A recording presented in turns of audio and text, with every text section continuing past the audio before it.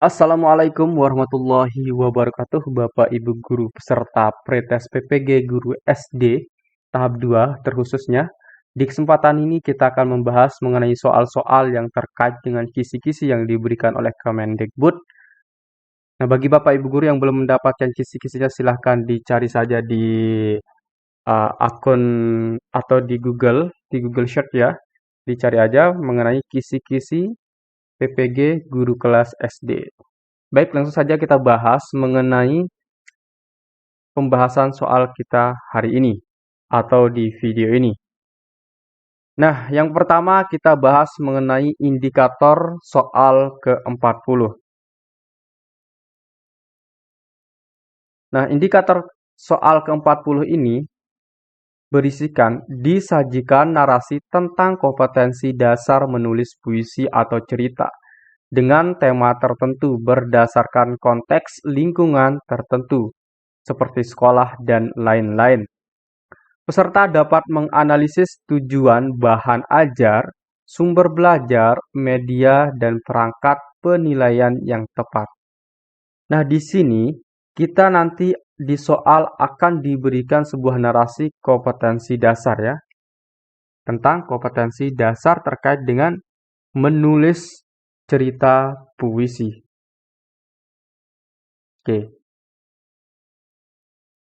Nah, setelah nanti ada kompetensi dasar, kemudian kita diminta untuk merumuskan bisa saja itu tujuan pembelajaran, bisa saja bahan ajar, bisa saja sumber belajar, bisa saja media, bisa saja perangkat penilaian yang tepat terkait dengan narasi tentang kompetensi dasar menulis cerita atau puisi. Nah, baik, kita langsung saja bahas di soal 108. Pada sebuah rancangan pembelajaran atau RPP, tertulis contoh kompetensi dasar yaitu membaca puisi anak sederhana yang terdiri atas 2 sampai 4 baris dengan lafal dan intonasi yang tepat. Jika seorang pendidik akan menyusun menjadi tujuan pembelajaran, maka rumusan yang tepat adalah. Nah, di sini di soalnya kita diminta untuk menyusun tujuan pembelajaran yang terkait dengan KD membaca puisi, anak sederhana, dan seterusnya. Nah, yang terpenting di sini adalah kita paham dulu mengenai cara membuat tujuan pembelajaran. Oke, sebelum kita belajar tentang cara membuatnya, kita coba jawab dulu soal yang ini. Apakah jawaban A yang benar? Yaitu setelah melaksanakan proses pembelajaran dan memperhatikan contoh dari guru, siswa dapat membaca puisi dengan lafal dan intonasi. Yang B, setelah melaksanakan proses pembelajaran dan memperhatikan contoh dari guru, siswa dapat membaca puisi dengan lafal dan intonasi dengan tepat. Yang C, siswa dapat membaca puisi dengan lafal dan intonasi yang tepat setelah melaksanakan proses pembelajaran dan memperhatikan contoh dari guru. Yang D, siswa dapat membaca puisi dengan lafal dan intonasi yang tepat. Jadi jawaban manakah yang benar? Jawaban yang benar adalah jawaban B. Oke. Baik, jawaban B. Kenapa jawaban B ini benar? Nah, karena kita memilih jawaban B, berarti otomatis kita menyalahkan jawaban A, C, dan D. Pertanyaannya, kenapa jawaban A, C, dan D salah? Oke, baik. Kita bahas dulu mengenai cara menyusun tujuan pembelajaran. Nah, pasti Bapak Ibu sudah belajar mengenai cara menyusun tujuan pembelajaran, yaitu ada A, B, C, dan D. Tetapi A, B, C, dan D ini belum urut cara merumuskannya ya. Seperti yang kita tahu bahwa A itu audience, B behavior, C conditioning, dan D adalah degree. Berarti kalau kita menyusun pembelajaran, maka urutan yang benar adalah C, A, B, D. Yaitu conditioning dulu. Setelah conditioning, baru kita sebutkan audiensnya. Audiensnya adalah siswa atau peserta didik. Kemudian behavior. Setelah behavior baru degree. Baru yang pertama itu adalah conditioning. Jadi kita mengkondisikan dulu dari mana siswa itu akan belajar. Kemudian setelah siswa itu belajar dari apa atau dari siapa, baru kemudian siswa mampu melakukan sesuatu, yaitu behavior. Kemudian setelah melakukan sesuatu, apakah sesuatu itu tepat dilakukan atau cara melakukannya benar atau salah, yaitu di degree.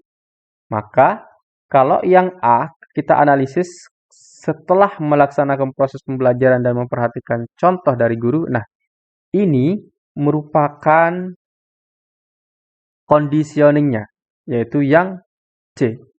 Kemudian audiensnya adalah siswa, itu adalah audience. Kemudian behavior.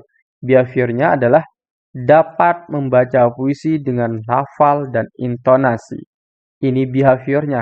Nah, ternyata di sini kurangnya apa? Yaitu degree. Nah, degree-nya kalau ini membaca puisi berarti membaca puisi dengan tepat, dengan intonasi yang tepat dan lafal yang tepat. Oke, itu jadi kurangnya adalah di degree, maka jawaban A ini salah. Kemudian berikutnya yang B, setelah melaksanakan proses pembelajaran dan memperhatikan contoh dari guru, nah ini adalah conditioning-nya atau yang C-nya. Dari conditioning ini, kemudian siswa adalah audience, dapat membaca puisi dengan lafal dan intonasi. Nah, inilah yang merupakan behavior yang bisa dia lakukan. Baru dengan tepat. Nah, tepat inilah adalah degree-nya. Jadi, yang B ini sudah lengkap dan benar. Maka jawaban yang benar adalah jawaban B. Sebentar dulu. Baik, kita lanjut ke yang C. Kenapa yang C ini salah? Siswa dapat membaca puisi dengan lafal dan intonasi yang tepat setelah melaksanakan proses pembelajaran dan memperhatikan contoh dari guru. Nah, di sini yang pertama itu adalah audiensnya. Jadi kalau dia audiens langsung di pertama, maka otomatis yang C salah. Yang D, siswa dapat. Nah, apalagi yang D juga mendahulukan audiens, maka yang D salah. Jadi Bapak Ibu, yang pertama dalam merumuskan tujuan pembelajaran itu adalah conditioning dulu. Biasa dengan setelah dan lain-lainnya. Oke, saya rasa Bapak Ibu sudah memahami tentang cara membuat tujuan pembelajaran.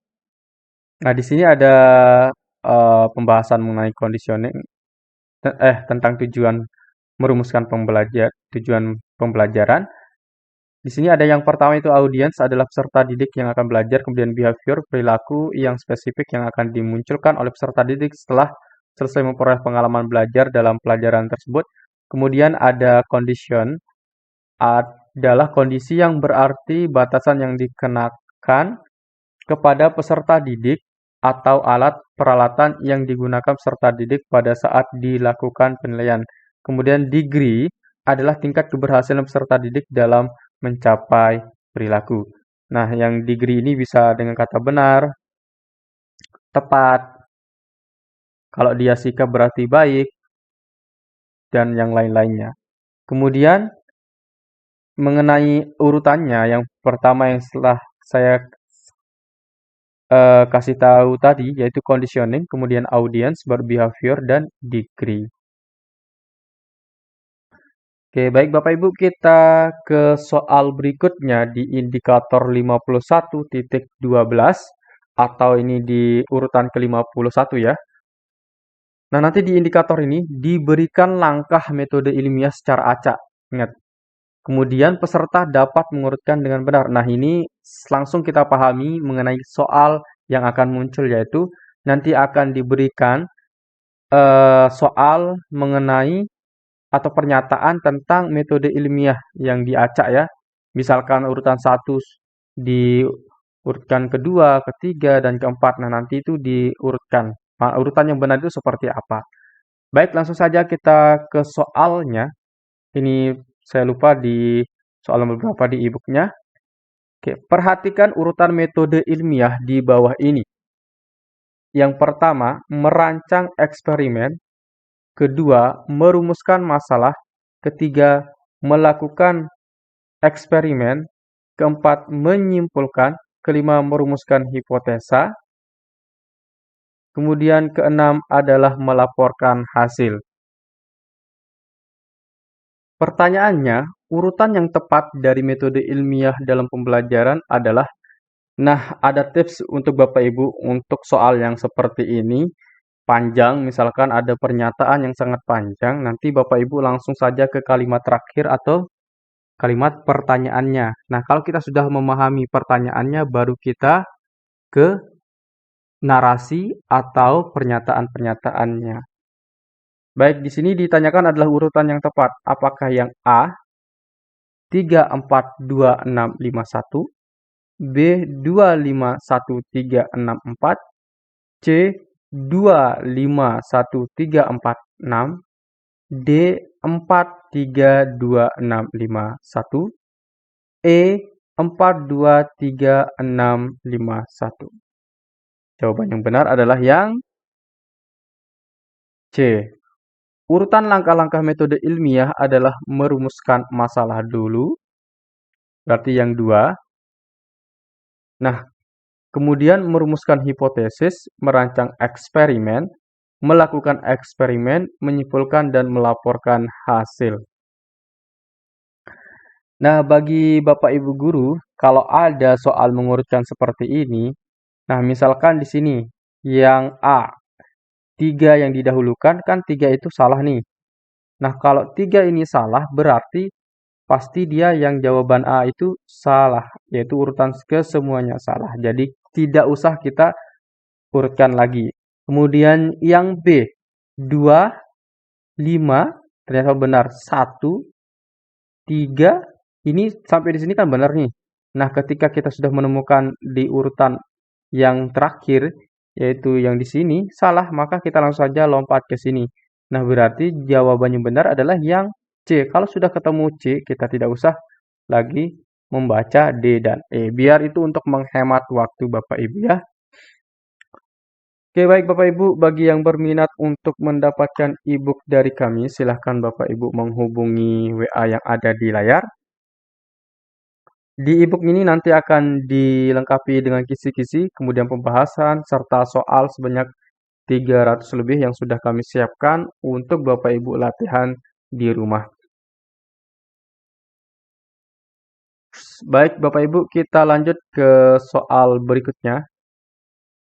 Perhatikan urutan metode ilmiah di bawah ini. Nah, ini sama dengan tadi, tetapi ini acakannya berbeda ya. Tetapi bagi Bapak Ibu pasti sudah memahami urutannya. Nah, kalau sudah memahami, silahkan Bapak Ibu baca dulu. Yang pertama, melaporkan hasil, merumuskan hipotesa, merancang eksperimen, merumuskan masalah, kemudian menyimpulkan. Yang keenam, melakukan eksperimen. Urutan yang tepat dari metode ilmiah dalam pembelajaran adalah apakah 3 dulu? Apa itu 3? Merancang eksperimen, berarti yang 3 ini otomatis salah ya. Jadi kita tidak usah pilih kita tidak usah lanjutkan ya untuk mengurutkan. Kemudian yang B diawali dengan 2 yaitu merumuskan hipotesa. Ini juga yang salah. Otomatis yang angka 2 juga salah. Kemudian apakah yang D atau E jawaban yang benar?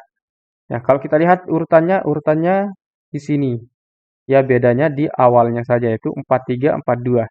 Nah, tinggal kita cari aja yang ini, mana yang dahulu ya. 4 dahulu, yaitu merumuskan masalah. Setelah merumuskan masalah, apa berikutnya? Apakah 3, merancang eksperimen? Ataukah yang kedua, merumuskan hipotesa? Nah, manakah jawaban yang benar Bapak Ibu? Yaitu yang E. Yaitu merumuskan hipotesa, baru kita merancang eksperimen. Nah, saya rasa Bapak Ibu sudah memahami soal-soal seperti ini dan semoga bermanfaat Bapak Ibu ya yang kita bahas di sini. Untuk soal berikutnya, di sini jawaban sementara dari rumusan yang masih memerlukan pembuktian kebenarannya merupakan langkah. Nah, di sini rumusan yang memerlukan pembuktian kebenaran. Ingat, berarti itu hipotesa.